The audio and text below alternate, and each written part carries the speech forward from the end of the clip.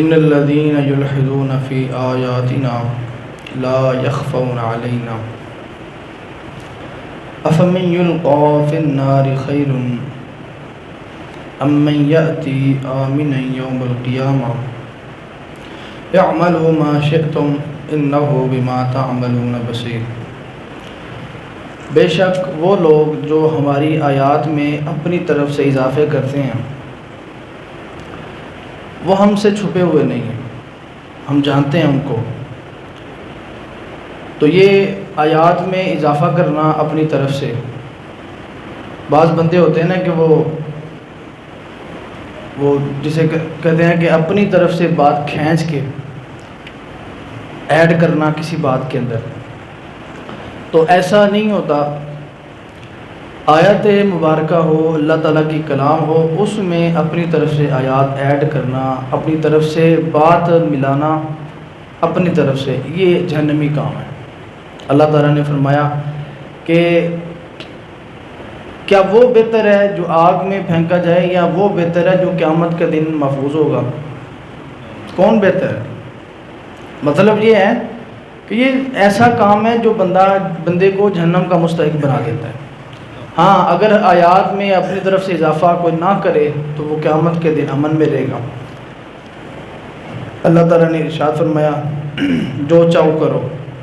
یہ جو چاہو کرو کا مطلب جسے ہم طنزاً کہتے ہیں نا کہ اپنی زبان میں جو کرنا کر لو، تمہیں پوچھا جائے گا، اپنی مرضیاں کر لو۔ انہ بما تعملون بصیر، فرمایا کہ اللہ تعالیٰ تمہارے عمل دیکھ رہا ہے۔ یہ جملہ مقام کے لحاظ سے کفار کے لیے تھا، لیکن قیامت تک کے لیے جو پڑھنے والا ہے اس کے لیے ہے۔ جو چاہو کر لو، اللہ تمہیں دیکھ رہا ہے۔ جو چاہو کر لو، اللہ تمہیں دیکھ رہا ہے۔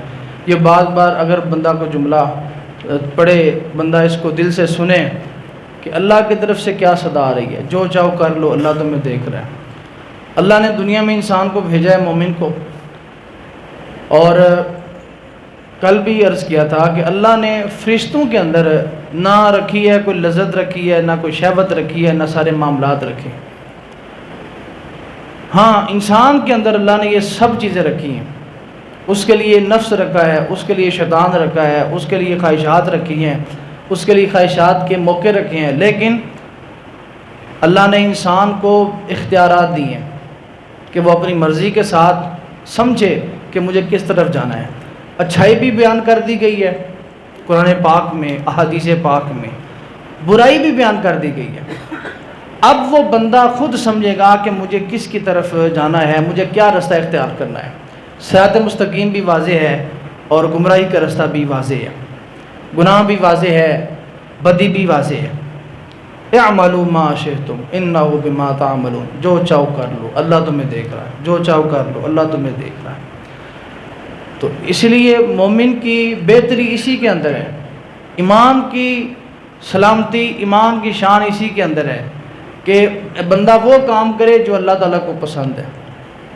اللہ کو جو ناپسند کام ہو وہ انسان کرنے سے، اگر وہ انسان وہ کرے گا تو اللہ تعالیٰ کی ناراضگی مول لے گا، اور جو اللہ تعالیٰ کو ناراض کرتا ہے اللہ تعالیٰ اسے ناپسند فرماتا ہے، نہ اس کو نجات دیتا ہے۔ یہ بات باقی ہے، جو چاہو کر لو، اللہ تمہیں دیکھ رہا ہے۔ جو چاہو کر لو، اللہ تمہیں دیکھ رہا ہے۔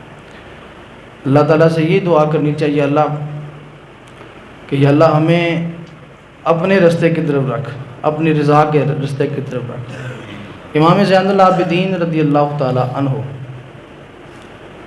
آپ کی دعاؤں میں سے ایک دعا یہ ہے کہ یا اللہ مجھے ان لوگوں میں سے نہ بنانا کہ جن کو تو نے زمانے کے لیے عبرت بنا دیا، مجھے ان لوگوں میں شمار نہ کرنا۔ زمانے کے لیے عبرت کوئی بندہ بن جائے تو اس سے بڑی بد نصیبی اس بندے کے لیے کیا ہو سکتی ہے کہ وہ اسی وقت ہوتا ہے جب انسان اللہ تعالیٰ کی بات نہ مان کر اللہ تعالیٰ کے خلاف جاتا ہے۔ ان الذین کفروا بالذکر لما جاءہم وانہ لکتاب عزیز۔ یہ دیکھیں قرآن ہے، قرآن کی قدر کفار نے نہیں کی، حالانکہ وہ دور وہ تھا جب نبی پاک صلی اللہ علیہ وآلہ وسلم موجود تھے مکہ میں، مدینہ کے اندر قرآن نازل ہو رہا ہے، قرآن اتر رہا ہے، لیکن انہوں نے قدر نہیں کی۔ اللہ تعالیٰ نے فرمایا کہ انہوں نے اس قرآن کا انکار کیا، اور بے شک یہ بڑی عزتوں والی کتاب ہے، حرمت والی کتاب ہے۔ اور یہ کیسی کتاب ہے، اس کی خاصیت کیا ہے؟ فرمایا لا یاتیہ الباطل من بین یدیہ ولا من خلفی، یہ وہ کتاب ہے نہ سامنے سے باطل اس کے آ سکتا ہے، نہ پیچھے سے اس باطل اس کے پیچھے آ سکتا ہے، باطل اس کے آگے ٹھہر ہی نہیں سکتا۔ وقل جاء الحق وزهق الباطل، فرمایا اس قرآن کی شان یہ ہے جب یہ حق ہے، اور حق جب آ جائے باطل ختم ہو جاتا ہے۔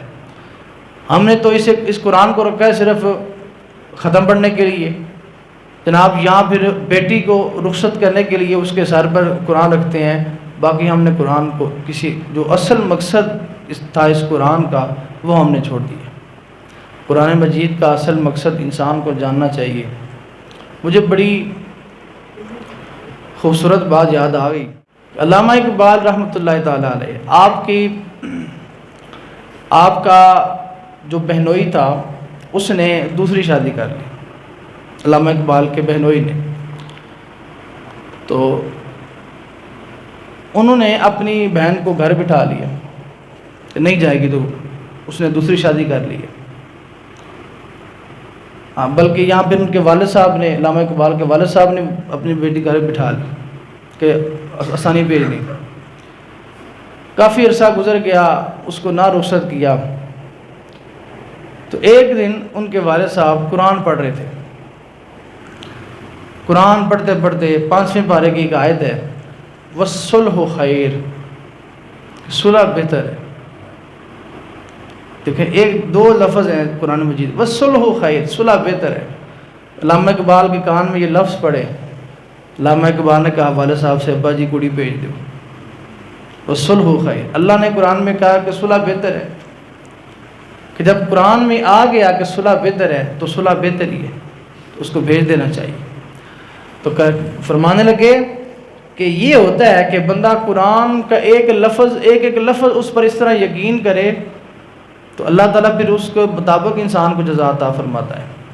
ہم قرآن بس جو اس کے اصل قرآن آیا تھا ہدایت کے لیے، قرآن اس لیے آیا تھا کہ بندہ پڑھ کے اللہ کی طرف جائے، نہ قرآن ختموں کے لیے ہے، نہ قرآن جناب بیٹی کو رخصت کرنے کے لیے ہے، نہ قرآن کسی اور مقصد کے لیے ہے۔ قرآن کا مقصد جو ہے اللہ نے شروع میں بیان فرما دیا کہ ذالک الکتاب لا ریب فیہ ھدی للمتقین، یہ کتاب شک والی کتاب نہیں ہے اور یہ ہدایت ہے، متقین کے لیے ہدایت والی کتاب ہے۔ اس قرآن کا تھا مقصد ہدایت دینا، ہدایت اس سے لی جاتی، لیکن لوگوں نے اصل مقصد کو چھوڑ کر باقی مقاصد کے لیے اس کو استعمال کرنا شروع کر دیا۔ پورا گھر قرآن نہیں پڑھتا، گھروں میں پڑھے ہیں قرآن ایک سائیڈ پہ، ان پر دھول مٹی چڑھتی جا رہی ہے، لیکن کسی کو توفیق نہیں ہوتی۔ قرآن کہیں کبھی ادھر پڑھا ہے، کبھی کسی باریچے پہ ہے، کبھی کسی تھان پہ ہے، کبھی فریج دے اتنے پہ ہے، کبھی کدرے پہ ہے، کبھی کدرے پہ ہے۔ یہ چیزیں قرآن کی ناقدری ہیں۔ اگر قرآن کو ہم نے بلایا نہ ہوتا، زمانے نے ہمیں یہ زمانہ دکھایا نہ ہوتا۔ وہ معزز تھے زمانے میں مسلمان ہو کر، ہم خوار ہوئے تارک قرآن ہو کر۔ فرمایا تنزیل من حکیم حمید، ایک لفظ بندہ سمجھے قرآن کا، اللہ کیا کہتا ہے۔ فرمایا کہ یہ قرآن حکمت والے اور خوبیوں والے رب کی طرف سے نازل کیا گیا ہے۔ حکمت والے، اب حکمت دنیا میں آج بڑے بڑے لیکچرار موجود ہیں، بڑے بڑے موٹیویشنل اسپیکر موجود ہیں جو بڑی بڑی حکمت کی باتیں کرتے ہیں، لوگ ان کو جناب پیسے دے کر ان کی باتیں سنتے ہیں، یار بڑی حکمت والی باتیں کرتا ہے، بڑی کام کی باتیں کرتا ہے۔ اللہ نے فرمایا کہ یہ قرآن حکیم، سب سے بڑے حکیم، سب سے بڑے دانا، سب سے بڑے عقل مند کی طرف سے بھیجا گیا۔ اس کو پڑھو گے، اس سے بڑی حکمت کی بات تمہیں کہیں سے نہیں ملیں گی۔ دنیا کے سارے موٹیویشنل جمع ہو جائیں، اس قرآن کے اندر جو اللہ تعالیٰ نے گفتگو رکھی ہے اس سے بڑھ کر کوئی بندہ گفتگو نہیں کر سکتا۔ لیکن نہیں، کوئی بندہ یہ سمجھ نہیں سکتا، نہ کوئی سمجھنا چاہتا ہے۔ اللہ تعالیٰ نے فرمایا ما یقال لک الا ما قد قیل للرسل من قبلک ان ربک لذو مغفرۃ وذو عقاب علیم۔ فرمایا کہ اے حبیب، جو باتیں جو اعتراض آپ پر ہوتے ہیں یہ پہلے رسولوں پر بھی ہوا کرتے تھے، کیونکہ کوئی نئی بات نہیں ہے۔ بے شک آپ کا رب بخشنے والا بھی ہے اور سزا دینے والا بھی ہے۔ یہ دیکھیں، ذو مغفرہ وذو دونوں باتیں اکٹھی لکھی۔ اللہ بخشنے والا بھی ہے، کوئی شک نہیں، معاف بھی کرتا ہے، لیکن ساتھ ساتھ یہ بھی دیکھو وہ عذاب بھی دیتا ہے۔ ایسا نہ ہونا کہ اس کی رحمت کی طرف تم دھیان کر کے دلیر ہو کر جناب اس کی نافرمانی کی طرف داخل ہو جاؤ، نہ، رحمت کی طرف امید بھی ہو اور ساتھ جناب اس کا ڈر بھی ہو۔ اور حدیث پاک میں آتا ہے بندے کو اللہ کی بارگاہ میں امید ہو کہ اللہ بخشے گا، ساتھ ڈر بھی ہو کہ اللہ عذاب بھی دیتا ہے۔ فرمایا کہ یہ جو امید ہے یہ اس کا ڈر ختم کر دیتی ہے، یعنی کہ اللہ تعالیٰ پھر اس کے وہ گناہ معاف فرما دیتا ہے جس کا اس کو عذاب کا ڈر رہتا ہے۔ وَلَوْ جَعَلْنَاهُ قُرْآنًا أَعْجَمِيًّا لَقَالُوا لَوْلَا فُصِّلَتْ آيَاتُهُ أَعْجَمِيٌّ وَعَرَبِيٌّ۔ فرمایا کہ کفار کہتے تھے کہ اللہ یہ قرآن پاک کے بارے میں یہ کسی اور زبان میں کیوں نازل نہیں ہوا، کفار کہتے تھے۔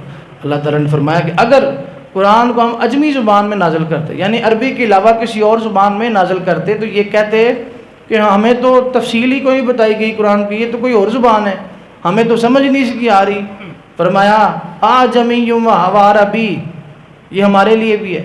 فرمایا کیا بات ہے، عجمی قرآن ہو یعنی عربی زبان میں ہو یا عربی زبان میں نہ ہو، کیا بات ہے، یہ اللہ کی طرف سے کتاب، چاہے عربی زبان میں ہوتی چاہے عجمی زبان میں قرآن ہوتا، قرآن تو ہدایت ہدایت ہے۔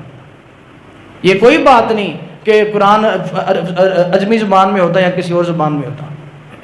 فرمایا قل هو للذین آمنوا ھدی وشفاء، قرآن یا عربی میں ہے یا کسی اور زبان میں ہوتا، اللہ نے فرمایا کہ ہم نے ایمان والوں کے لیے ہدایت اور شفا اس میں رکھ دی ہے، کسی بھی حال میں ہو قرآن ہدایت ہے۔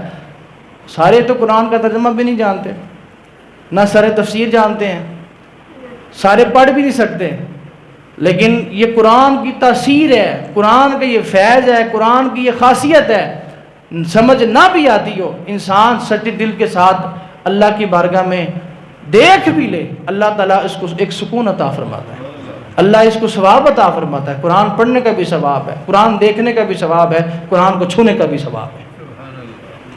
شفا ہی شفا ہے، اللہ نے یہ نہیں کہا کہ شفا کیسے ہے، شفا ہے، پڑھو گے تب بھی اللہ شفا عطا فرمائے گا، دل کی شفا بھی ہوگی، جسمانی شفا بھی ہوگی، روحانی شفا بھی اللہ عطا فرمائے گا، یہ ہے شفا۔ تخصیص تو کوئی نہیں کی اللہ نے کہ ایسے کرو گے تو شفا، ایسے کرو گے تو شفا، شفا ہے بس۔ فرمایا والذین لا یؤمنون فی آذانہم وقر وہو علیہم عمی اولئک ینادون من مکان بعید، جو فرمایا کہ ایمان نہیں لائے ان کے کانوں میں بہرا پن ہے، وہ بہرے ہیں، اور ان پر جناب فرمایا کہ ہر حال میں یہ قرآن مشتبہ رہتا ہے، انہیں اس کی سمجھ نہیں آ سکتی کیونکہ وہ ایمان نہیں لاتے، اور انہیں جب یہ قرآن پڑھا جاتا ہے وہ یوں سمجھتے ہیں کہ انہیں کہیں دور سے کسی کی کوئی آواز آ رہی ہے، ان کے دلوں میں بات اثر نہیں کرتی۔ ہاں قرآن اس پر اثر کرتا ہے جو سچے دل کے ساتھ اللہ پر ایمان رکھتا ہے۔ اللہ پاک ہمیں عمل کرنے کی توفیق عطا فرمائے۔